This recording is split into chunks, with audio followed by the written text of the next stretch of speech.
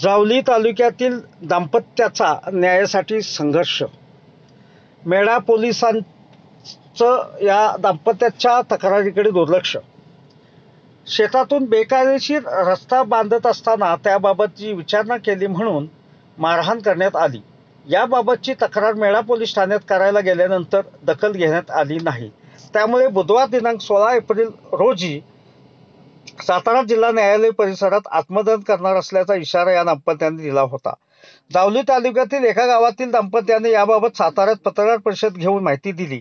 संबंधित कुटुंबियाला गेल्या 4 वर्षापासून त्रास दिला जात आहे.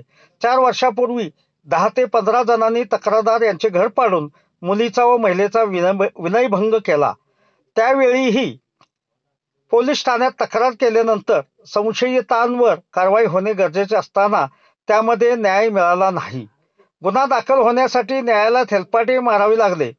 गेल्या 3 वर्षांपासून तक्रारदार कुटुंबीय पोलीस अधीक्षक कार्यालय, कोल्हापूर IG कार्यालय येथे जाऊन कैफियत मांडत आहेत. मात्र तक्रारदार यांना न्याय मिळाला नाही असा आरोप दाम्पत्याने केला आहे.